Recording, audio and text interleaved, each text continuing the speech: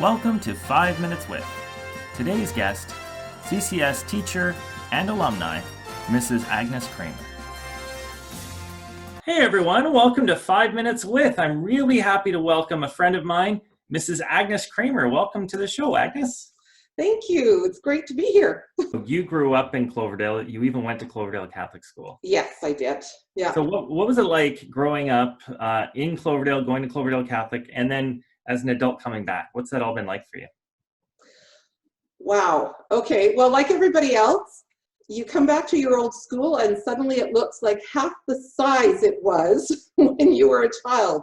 The hallway's shorter, it's narrower. As a child, it looked like the biggest place I'd ever been in, and it probably was at that time. Yeah. Cloverdale was a very small little town, a beautiful little town, but very small. We had one light, and that was the light at 60th and 176th Street. There was no bypass. Yeah. There was a co-op for getting your groceries and your gas. There was a little library, just a tiny little place, probably the size of one of our classrooms. It's still there.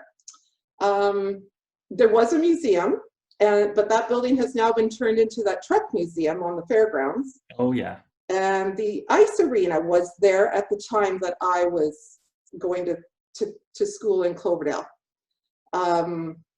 We didn't have the church that we have now. Church was actually in what is now the grade 4 classroom, the grade 6 classroom, and the preschool. That was actually a church. Then it became the school's auditorium or gymnasium auditorium, and now it's classrooms. Lots of things have been added to the school from when I was there.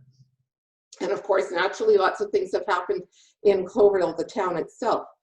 Wow. Yeah. And you are, your maiden name is Tamas. You're a Tamas. That's right.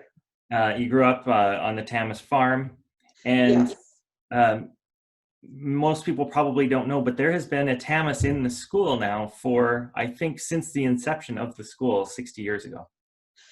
Yeah, just shortly after. Okay. If I remember correctly, my brother started in 1960. I was born in 63. I think he started in 1962. Okay. Or a little bit, yeah. So close to the inception of the school. Awesome. Now, before we go, I wanted to give a chance for you and I to do a little show and tell. Sure. So tell everybody what one of your hobbies is. I have many, but one of my hobbies is collecting antiques. I love antiques and I love old books, as old as I can get them. I have, should I show the examples, Mr. Burkowski? Yeah, go for it. Okay. So this book, Gulliver's Travels, can you see that? Yeah, Jonathan. This is over 100 years old. That's amazing. Yes, and it's been in my husband's family for quite some time. It was given to them by a neighbor out in the prairies, and this is kind of what books looked like and how they were printed and what their images were like in the past. So this is one of my favorites, especially given that it's a classic. Yeah. And then I have what were called pocket novels. So, you hear people saying, I need a pocket book. I want a pocket. They were actually referring to the stories or the way novels were written 100 years ago. I didn't know that. Yeah, they couldn't afford, first of all, a big leather-bound book, and they didn't have space in their luggage and what have you to carry big books. So you could see how tiny, compared to my finger, how tiny this book is. Yeah. It is leather-bound. And it's kind of been through a lot, so I have to be careful opening it. You'll need your glasses. Tiny print. Yeah. But what they like to do is they publish the classics. They wanted people to know what the classics were. So this one is Christ in Flanders. Hmm. And the other one I have is The Rime of the Ancient Mariner. That fits in that tiny little book. That fits in this tiny wee little book, which is amazing. That is amazing. I brought, because we knew we were going to talk about this, I brought a book that's important to me. It's not nearly as old as those ones. Yes. But this is William Gibbon's The Decline and Fall of the Roman Empire. Oh, wow. And it's actually, it was written in the 1700s, and this edition from the 40s, I think.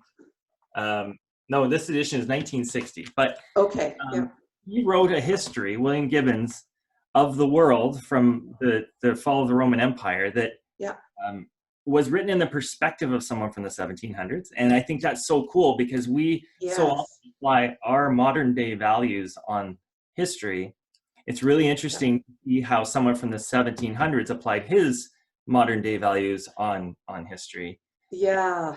It's really fascinating. I think there's a lot to be learned from seeing history from the perspective of people in the past.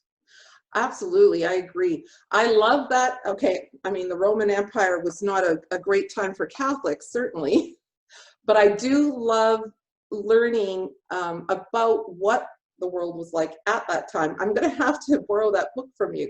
And I Yeah, know a lot of people are going to say, are you kidding? That's going to put me to sleep instantly. But no, the Roman Empire was, that time in the world was very interesting, very exciting. Some of the greatest inventions that yeah. we still use today came from that time period. Well, you know what else is interesting and exciting is talking to you. Oh, thank you. Thanks for joining me today on 5 Minutes With. Oh, you're most welcome.